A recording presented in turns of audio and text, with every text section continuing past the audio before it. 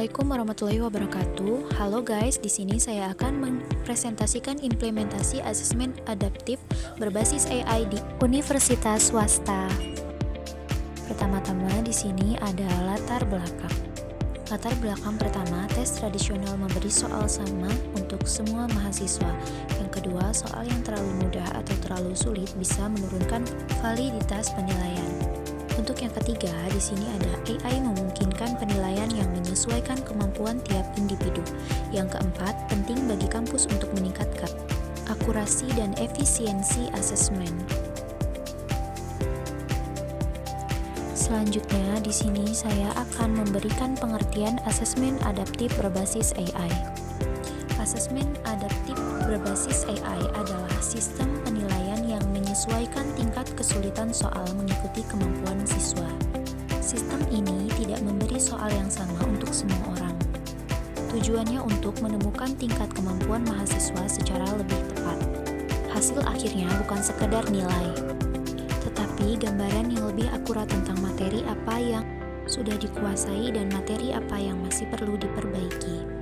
Sistem adaptif ini membuat pengalaman ujian lebih personal dan relevan untuk setiap mahasiswa. Selanjutnya, di sini saya akan menjelaskan cara kerja sistem. Yang pertama, tes dimulai dengan soal tingkat menengah. Yang kedua, jika jawaban benar, sistem memberi soal lebih sulit. Ketika jawaban salah, sistem memberi soal lebih mudah. AI menghitung kemampuan siswa secara real-time berdasarkan pola jawaban. Selanjutnya di sini ada manfaat.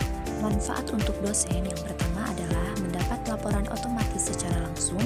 Yang kedua, bisa mendeteksi mahasiswa yang kesulitan secara cepat. Yang ketiga, menghemat waktu koreksi manual. Yang terakhir, menggunakan data untuk merancang intervensi pembelajaran. Selanjutnya kita bahas manfaat untuk mahasiswa. Yang pertama, soal disesuaikan dengan kemampuannya, lebih adil. Yang kedua, mendapat umpan balik cepat tentang penguasaan materi. Yang ketiga, mengetahui kelemahan dan kekuatan secara individual. Yang terakhir, mengurangi stres karena soal tidak salah tingkat. Selanjutnya, strategi difusi menurut Rogers. Strategi difusi menurut Rogers adalah pendekatan bertahap untuk mengenalkan dan menyebarkan inovasi agar diterima dan digunakan oleh kelompok sasaran.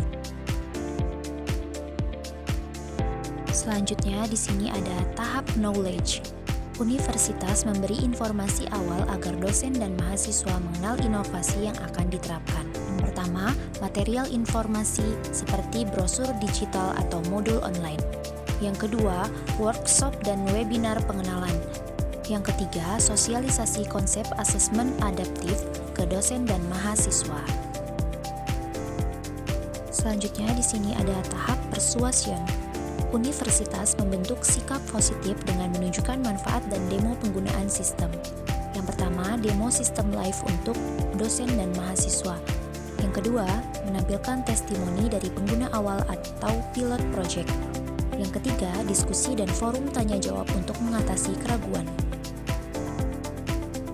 Setelah itu, di sini ada tahap decision. Dosen dan mahasiswa memutuskan mencoba inovasi setelah melihat bukti dan dukungan yang tersedia. Yang pertama, menyediakan pilot kecil atau beberapa mata kuliah.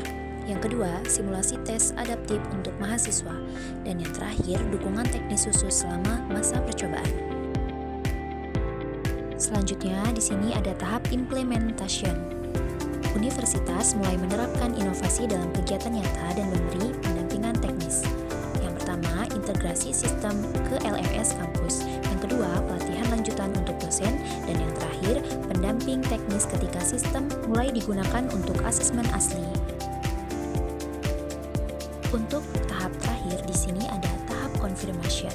Pengguna menilai kembali pengalaman mereka dan memutuskan terus memakai inovasi berdasarkan hasilnya. Evaluasi berkala atas penggunaan sistem di setiap semester.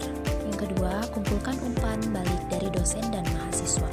Kemudian, update sistem berdasarkan masukan agar terus relevan dan efektif.